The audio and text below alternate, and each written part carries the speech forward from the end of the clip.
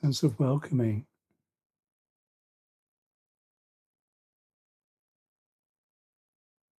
a sense of gathering,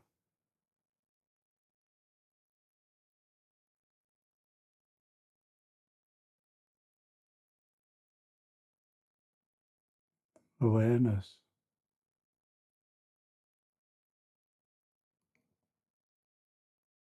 In this time, this space, first 15 or so minutes, 18 minutes or so of this, just sitting quietly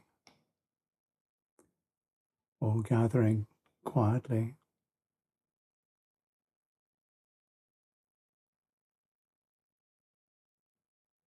aware quietly that there is this time and space.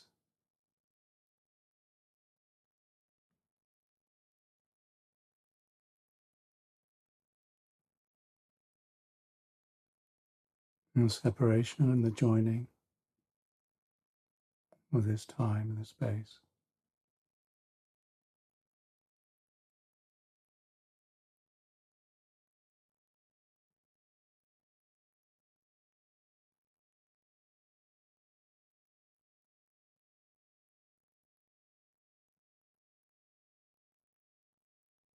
It's a gift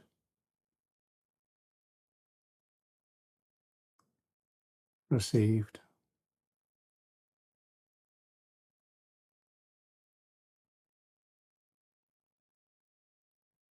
It's a gift given of awareness or attention, the gift of receiving without expectation, aversion, wanting things to be other than they are, that receiving of a gift that is itself a gift,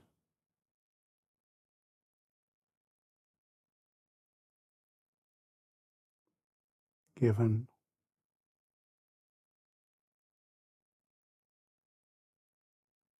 the given,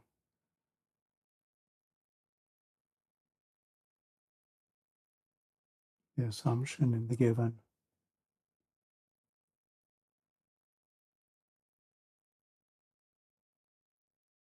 the gift of Dhamma,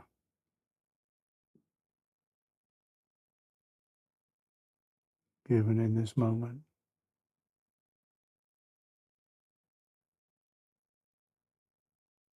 This awareness of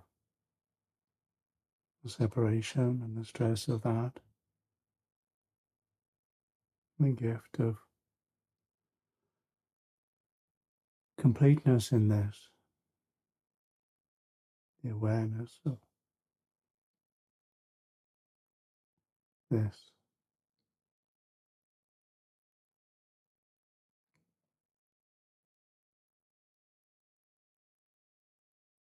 not adding or taking away, the allowing of it to be,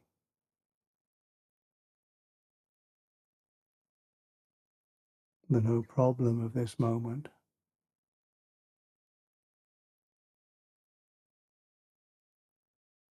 the no wishing of this to be otherwise.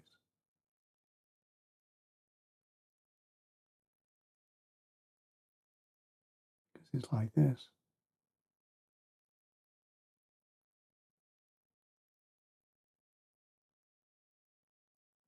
And the settling and then stillness.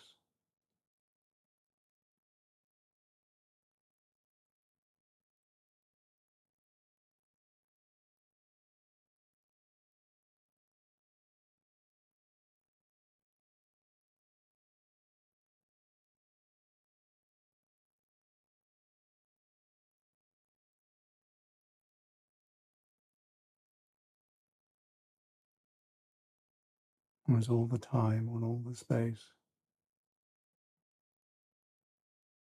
of this moment,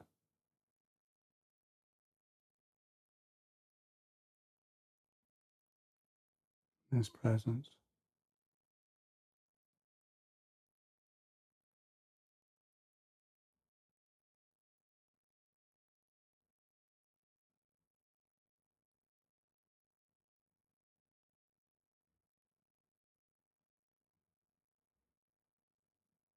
this kindness.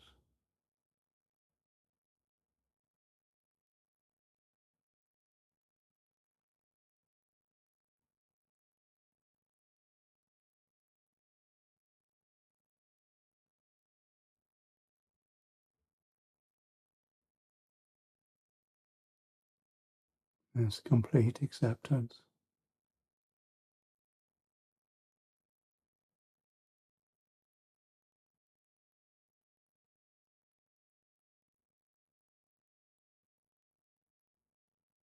This knowing.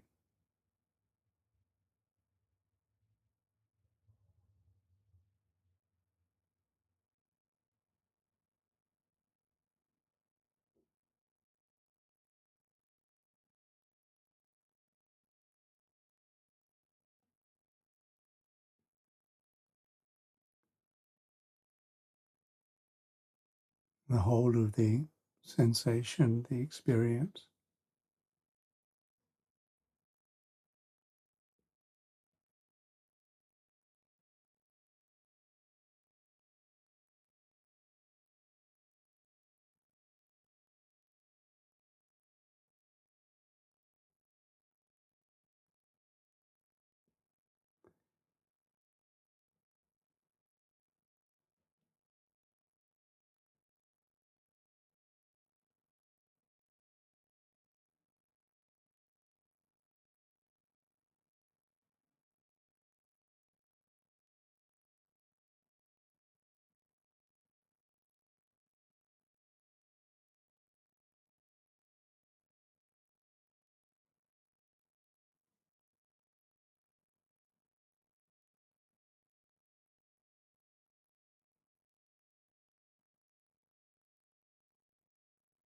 The recognition that this is what's known, and knowing that there's the unknown.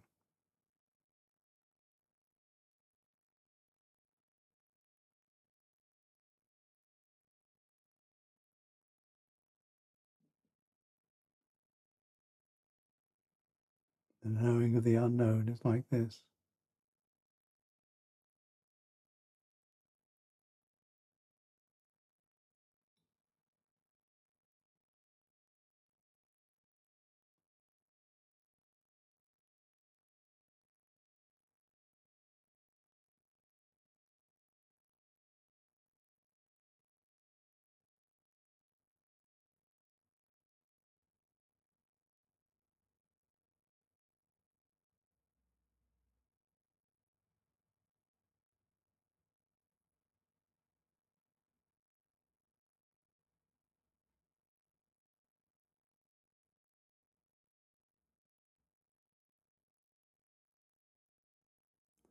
A practice of giving, a practice of receiving, a practice of patience.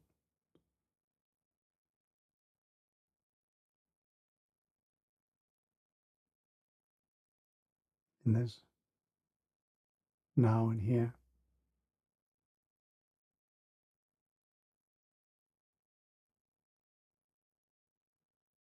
this space, this time,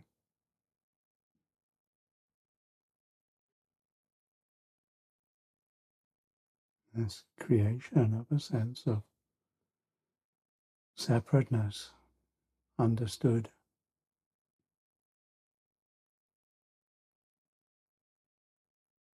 the inherent stress and unsatisfactoriness of this separateness, understood.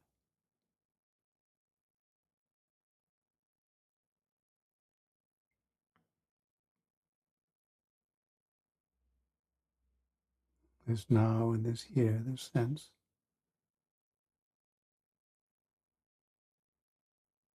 of this limitation,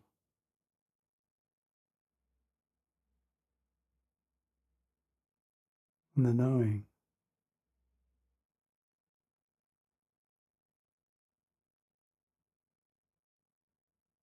the knowing,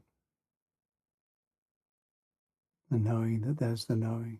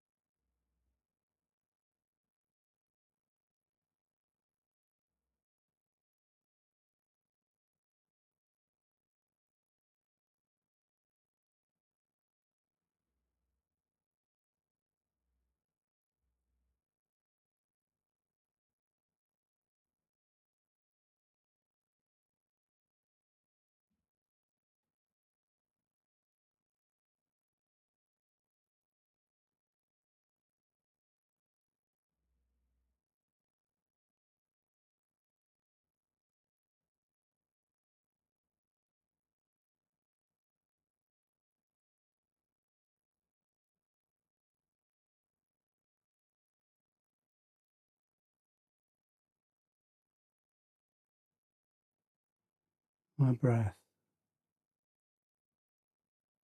is received. Breath released.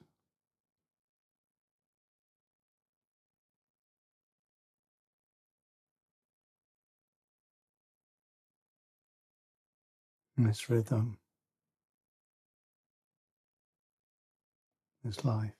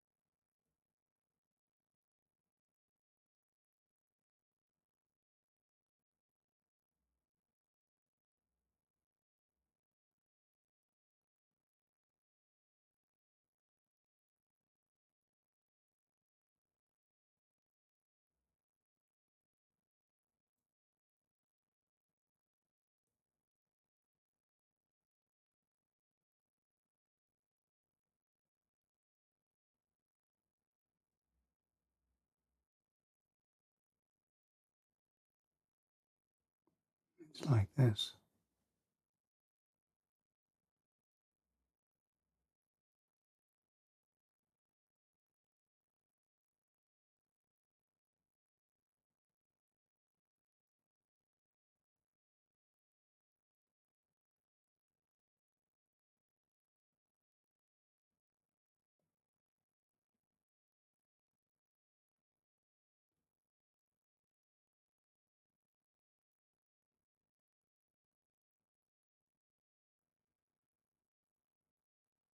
And breath has its own agenda, and body has its own rhythms. The heart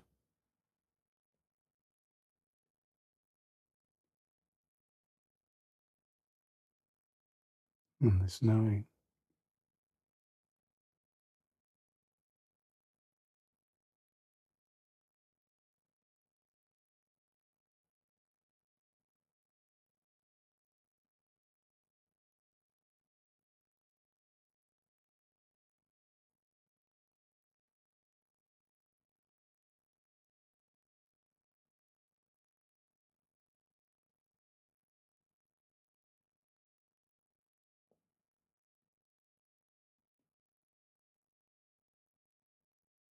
This knowing is an allowing of life, allowing of sensitivity, no trust,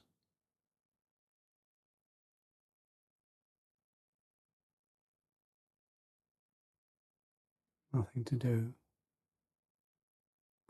nothing to get rid of, nothing to get, nowhere to go.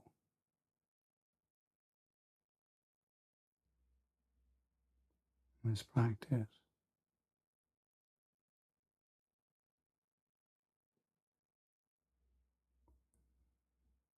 a gift of life to life,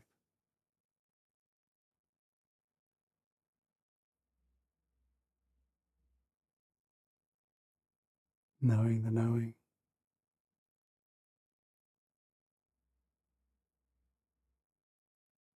knowing there's the unknown,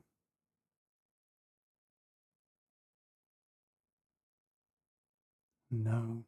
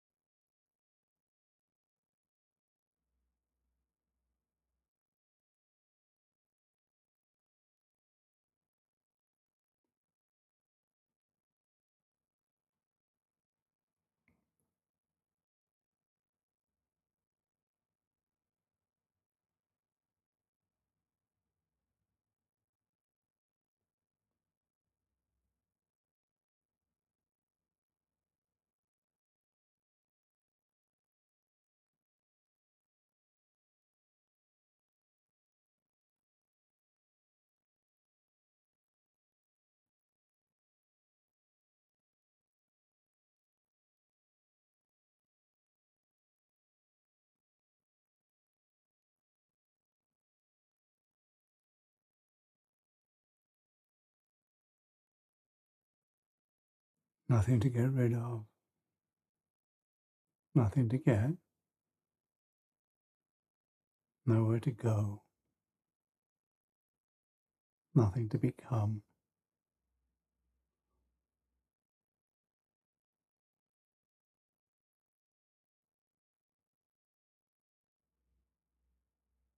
There's knowing is known, and the gift of life to life as life is given, and giving attention,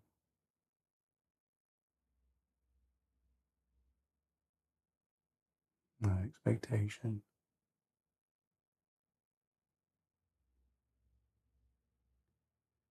no fear,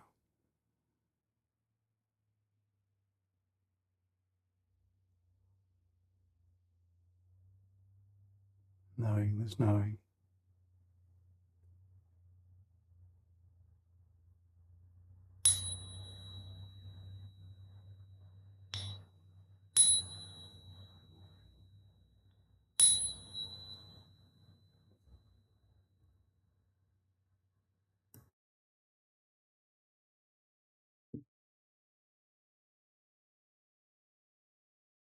Namo tassa bhagavato arahato samma sambuddhassa. Namo tassa bhagavato arahato samma sambuddhassa. Namo tassa bhagavato arahato samma sambuddhassa. Buddhang dhammang sanghang namassami.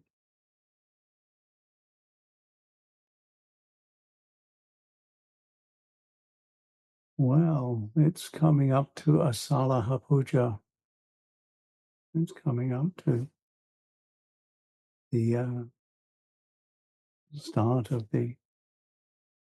what's called the Bus or the Rains Retreat, which in the Northern Hemisphere is a bit strange. And this is a very wet summer. But the occasion is around the remembering of the first 5 disciples and their awakening. And these disciples who, when they first saw the awakened one after the Visakha, after the Vesak, after the awakening,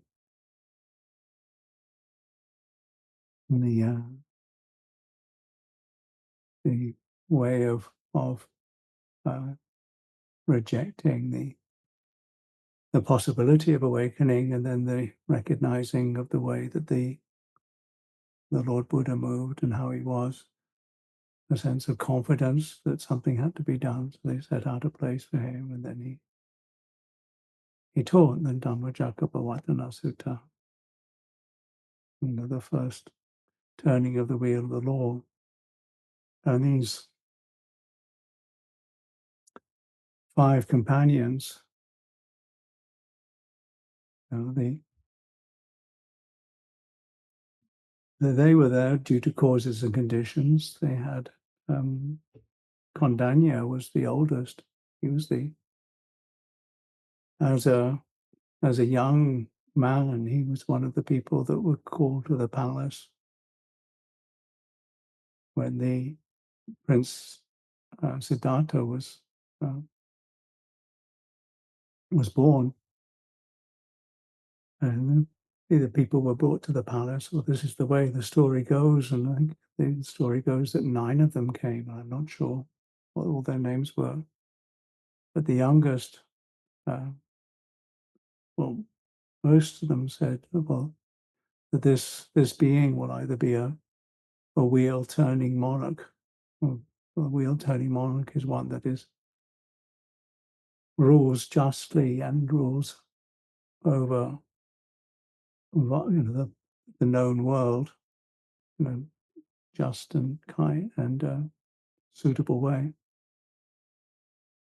or be an awakened one. This is the way the story goes, and there are good stories about it, and maybe that's something to contemplate in oneself, the choices that one makes. But there's one the youngest was Kondanya, and he said, well, no, this one will definitely be an awakened one, the Lord Buddha. And this, so he kept tabs on the growing prince. And then when the prince left the palace, the story was that he had a palace for the hot season, a palace for the cold season, a palace for the rainy season, and he had endless distractions. So maybe he had many different ways of distracting himself. But then something came, and like us, we have many ways maybe of distracting ourselves, or many responsibilities, or many things that we feel that we have to do. And by all accounts, the prince was very accomplished in all that he did.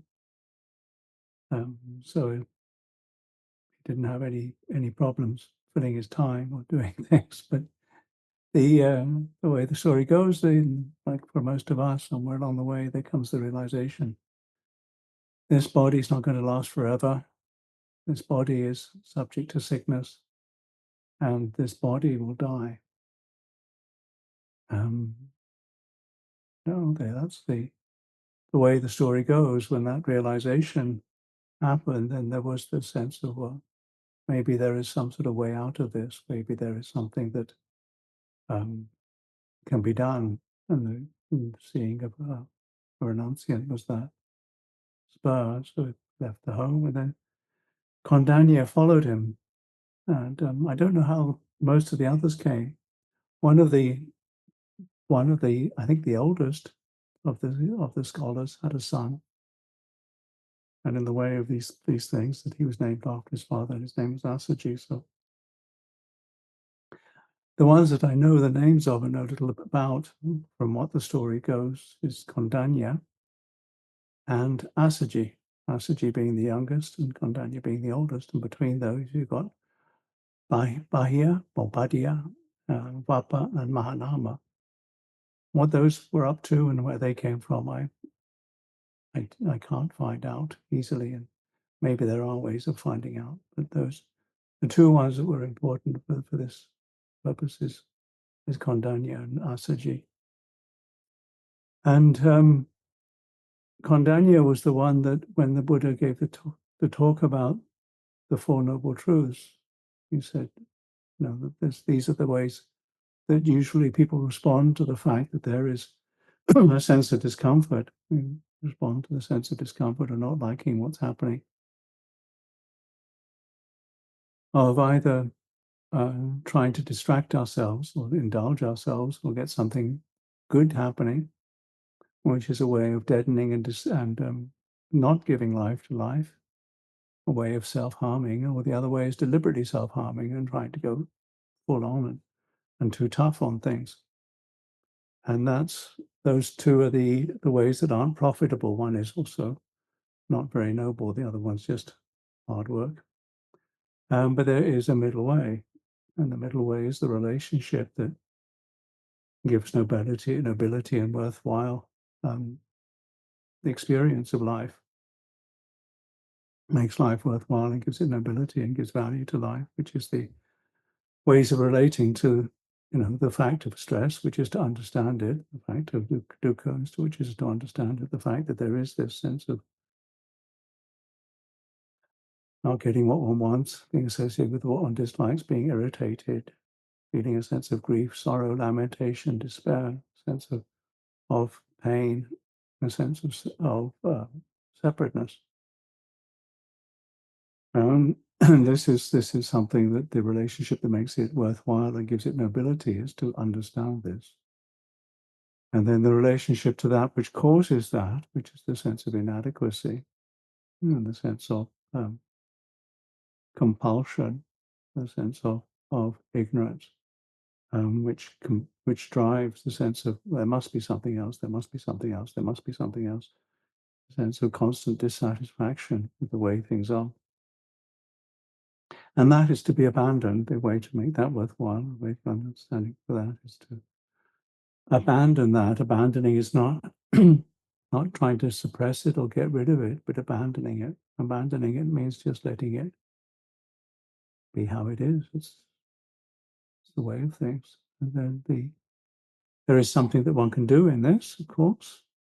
And there's a way of acting, a way of practicing, a way of behaving, a way out of this, which is the practice of the way of approaching life, the way of doing, the way of intending, the way of speaking, the way of acting through the body, and the way of life, of supporting this life, and the continuity of that, and the effort made in that, and the attention given to this, the Eightfold Path, and then the realization, which is that there is an end, the knowing of the end. And that's the sort of summary of the Eightfold Path and the relationship to the Four Noble Truths. The first is to be abandoned, and the first is to be understood, the second is to be abandoned, the third is to be realized, and the fourth is to be practiced.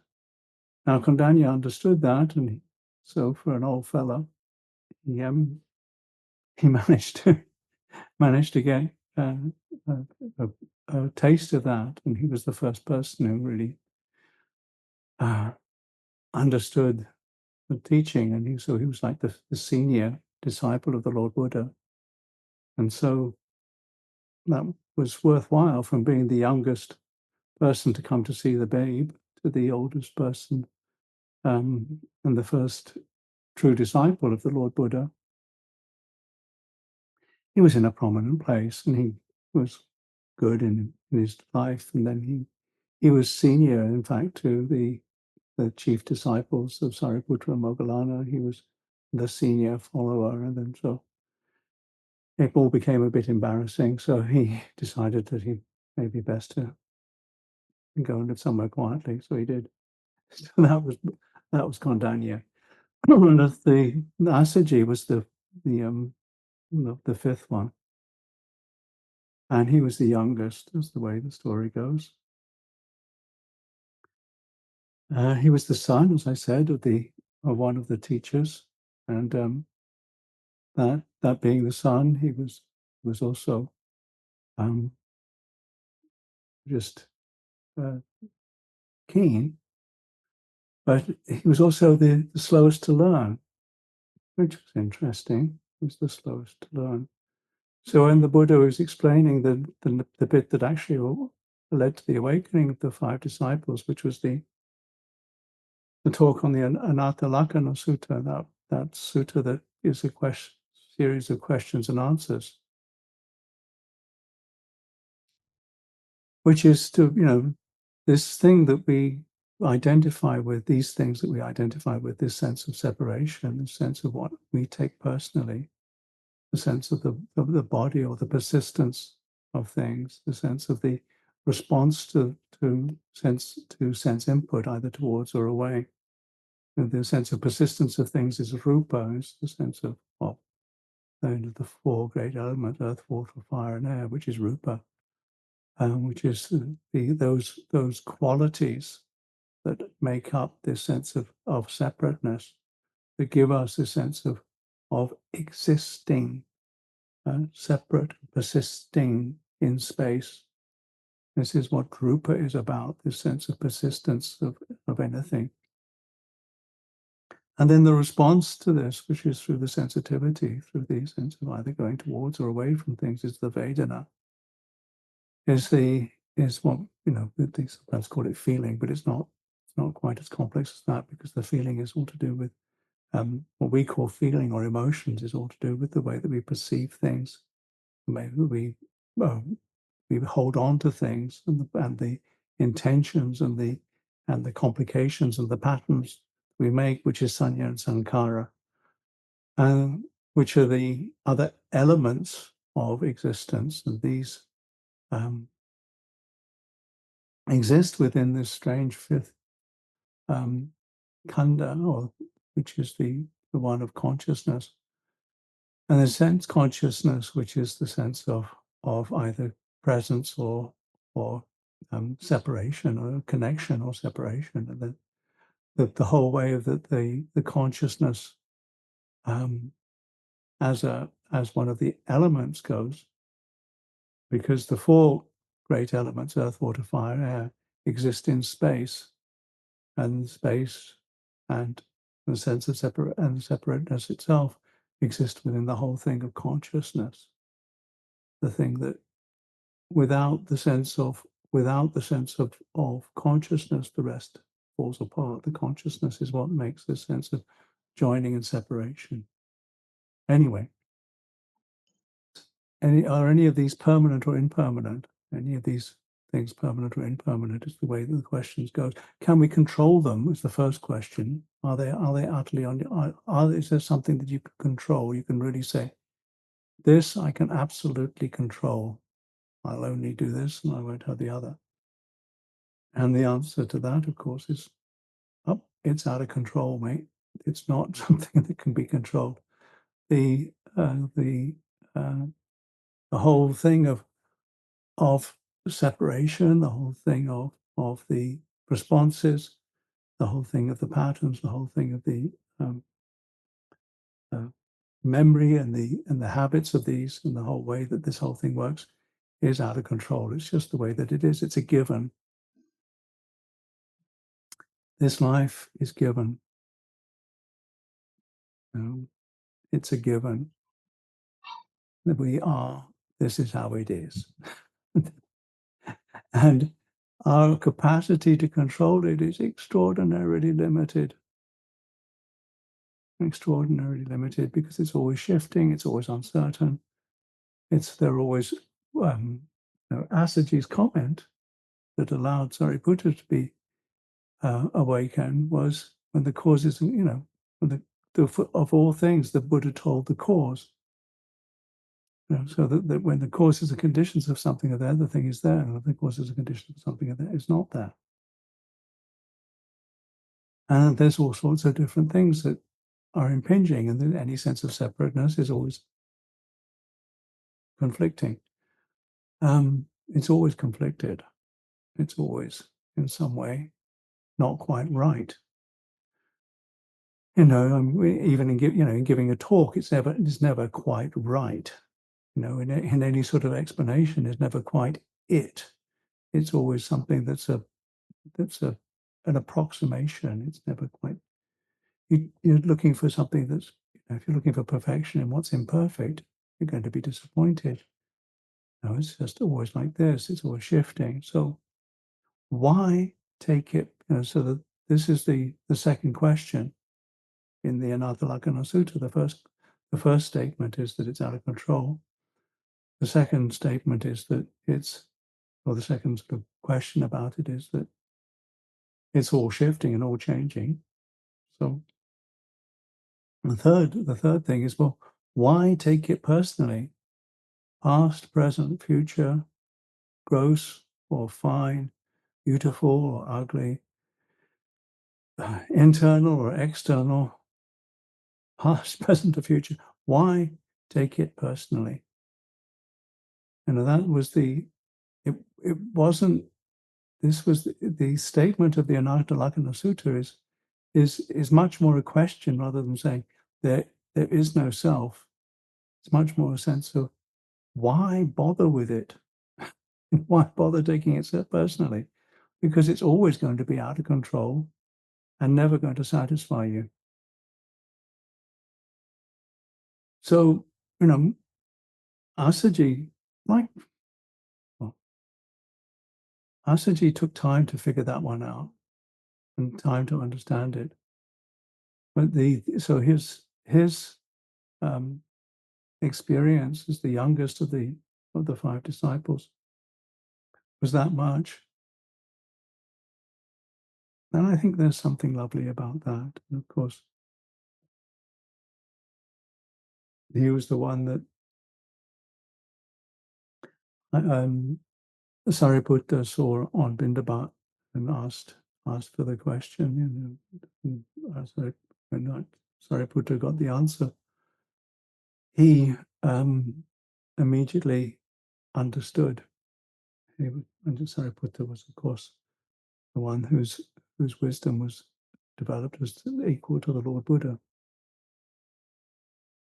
And so that is, it's and yet, there's a sense, Sariputta and Moggallana still had personalities. They were different personalities even. They were very different people. Sariputta's it was incredibly humble for somebody so wise. He was one who was always open to admonition. When a novice criticized him, he thanked the novice. And he always remembered his teacher, Asaji. The story is that he always would know where Asaji was and bow in his direction before he went to sleep. Now this sense of gratitude for his teacher, and it's some of the tales of the disciples, and then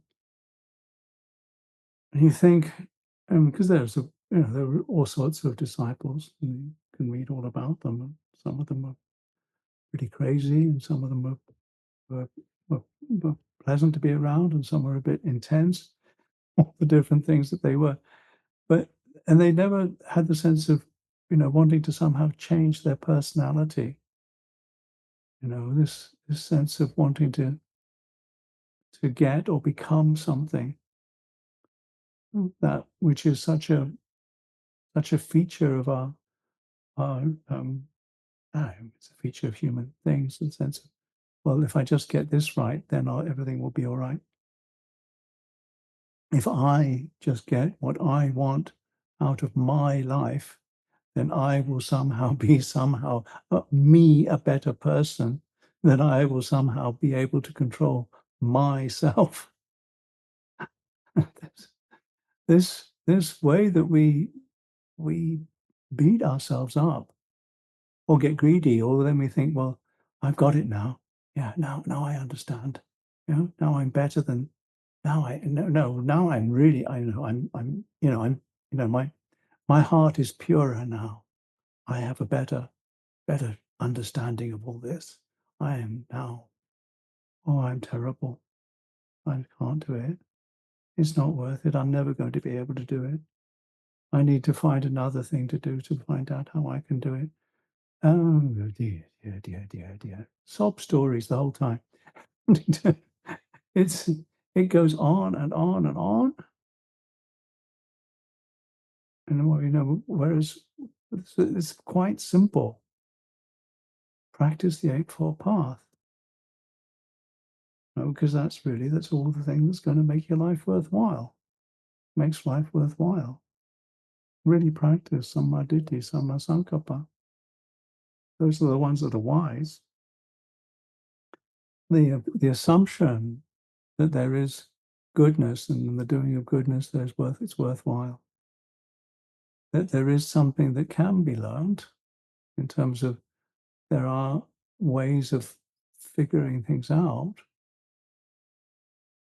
There is causality, and that trusting the knowing and relating to it in terms of, oh, I don't really know for sure. It's going to be stressful, and I don't need to take this personally.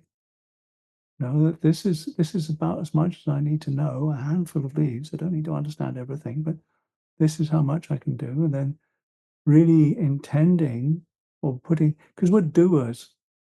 The whole business of time and space is doing. The whole experience of time and space is doing. Doing in time, doing in space. And this doing.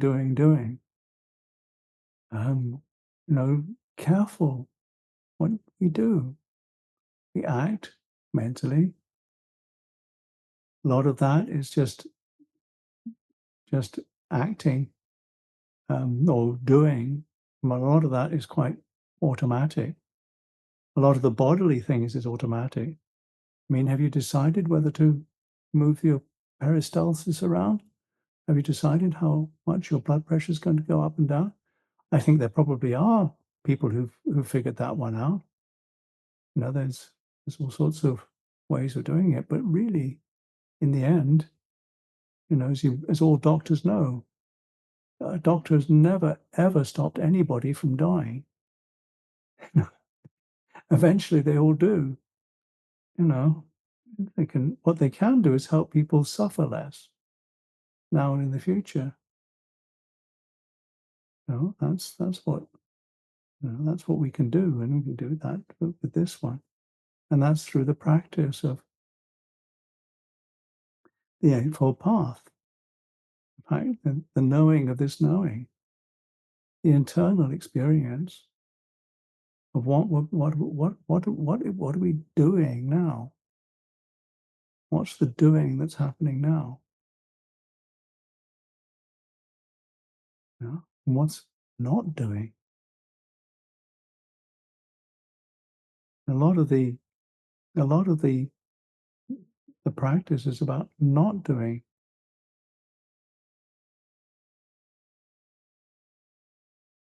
And that's why we practice this sitting. Practice giving attention, knowing this knowing in this moment as an exercise.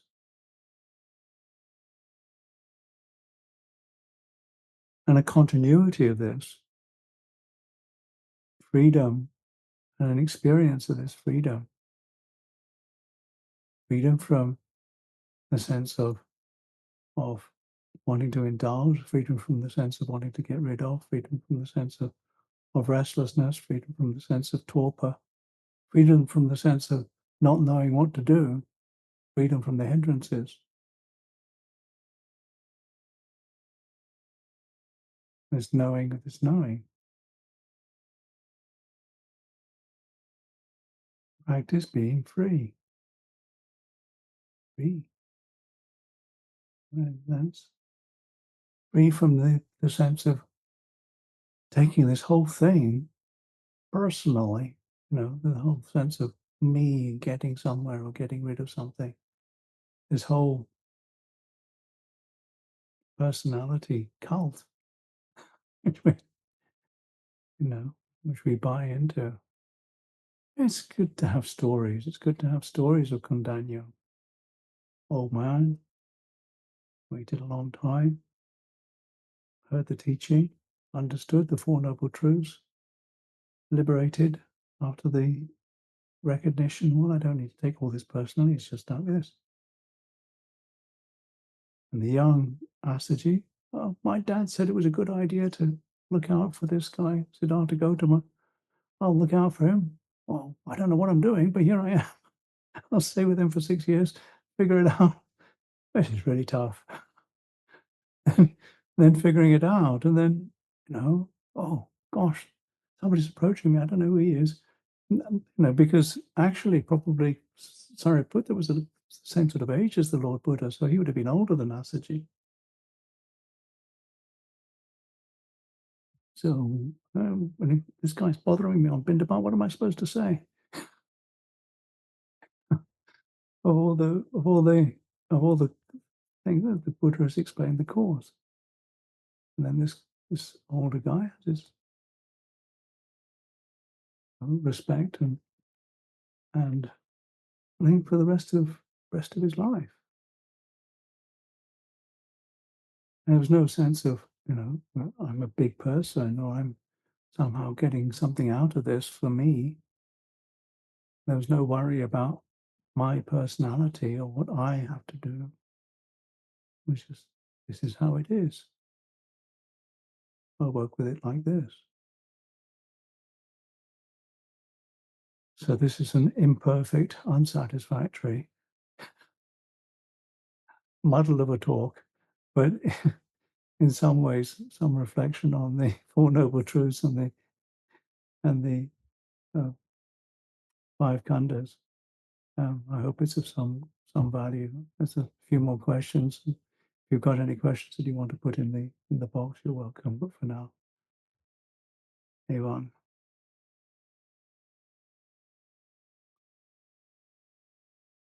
But some people think that a quick death is very fortunate. especially when one's experiencing some severe illness such as cancer and a stroke. I've got no idea whether a quick death is fortunate or not. I think for some people, Lumpur Cha's death was 10 years. But you can say that all of our deaths have started from the time we were born. So some of us have been waiting longer than others. So we're all dying, in case you haven't noticed. It's so maybe a long life is okay.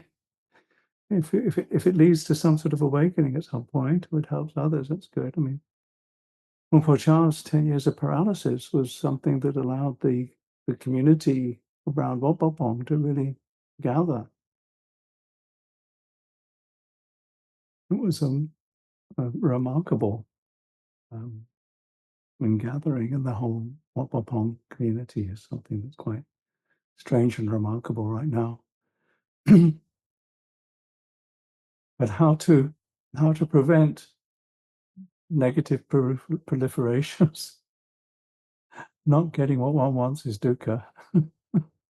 It's not. I'm not sure how to guard my senses at a time when interacting with people that I don't like. Well, we can make it worse for us when we take it personally. We can make it worse for us when we think that we shouldn't be this way.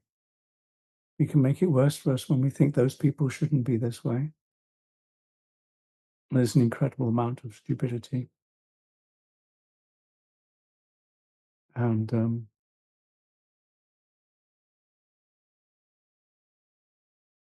it's like this. When it's difficult.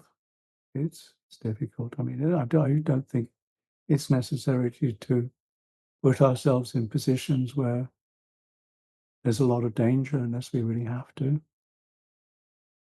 I've often said that, when we know we're going to do something toxic, we tend to put on protective clothing. When we know that if we've baked something in the oven, if you want to take it out of the oven, it's a good idea to put oven gloves on. Otherwise, we won't be able to take it out of the oven without dropping it. So it's good to have some sort of insensitivity sometimes in order to be more sensitive. There's that sense of you have to be insensitive in order to be sensitive. The other people who do that are also surgeons who have to start stabbing people. If they didn't have an insensitivity, then they wouldn't be able to be sensitive. It's a really, really, really strange thing to do, to stab somebody and know that quite a lot of the time it's not going to work. A lot of times surgery does fail, and that's the whole business. When it works, it works. When it doesn't work, it doesn't work. And you've got to be that arrogant to be that, to start stabbing people and start cutting things out and putting things back together. It's hard work. But also you have to be insensitive to be sensitive. And sometimes teachers have to be not trying to make their disciples happy, because that means that they don't like their disciples. If you're trying to make somebody happy, you're actually saying, I don't like you. Which is strange. It's okay. So just when you're around, when you're going to go into a place where you think that it's going to be difficult, then be careful before you go, and recognize that for most people, most of the time, as for oneself, there's a certain amount of stress and pain. So most people, most of the time, stress and pain, for me, it makes me stupid, because I don't really want to be with it. I just want to get out of it as quickly as possible, particularly when I don't even know what's happening. So, blindly, when somebody's drowning, you have to be careful if you try to rescue them, because they might hit you. They're just flaying around. And for most people, they're flaying around most of the time, I can see that I flay around because what's happening? And there's a slight sort of panic happening at some point. So I don't blame people for being what they're doing what they're doing. Is attachment to certain Buddhist traditions or habits also considered negative attachment? Is it to be avoided? Attachment to the idea that there shouldn't be attachment is an attachment. So you can get attached to attachments and ideas. Views and opinions, attachments are views and opinions. How you use things, to say, well, use things so that there's less suffering for yourself and others. Not to conflict. It's not to, if you use something to conflict, then, and to make yourself, how you use a knife, do you use it to stab somebody? If you're a surgeon, that might be a good idea. But if you're a murderer, if you want to try to murder somebody, that's not a good idea. How you use the tools, it's a tool. How you use your words, how you use your body, how you use your thoughts, actually. Do you use those to beat yourself up? Or how do you let go of them?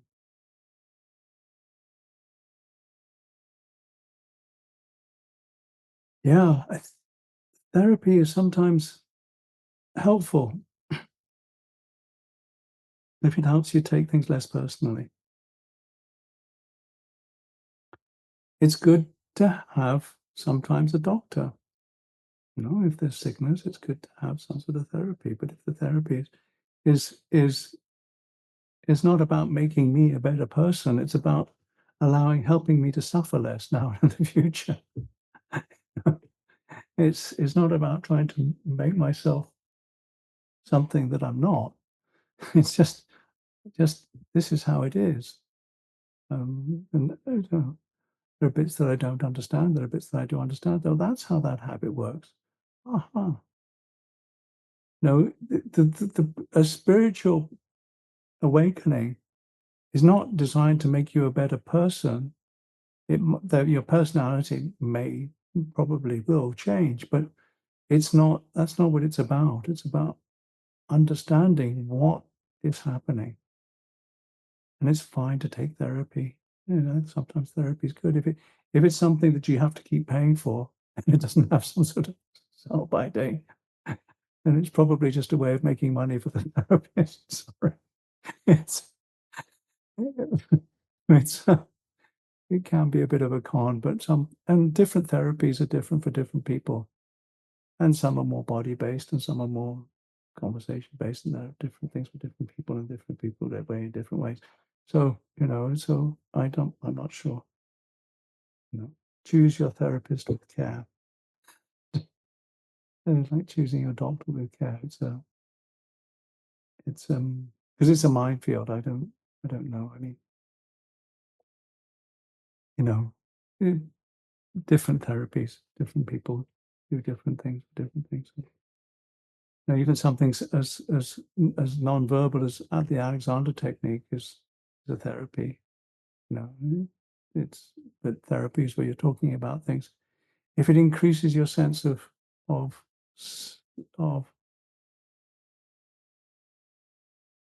inadequacy or separateness in some way, then it's probably not going to work long term. It's more like, oh, this is what's happening. Oh, I don't need to worry about that. That's just a silly habit. If it helps you smile at this thing, then it's probably okay. But I'm not. Okay.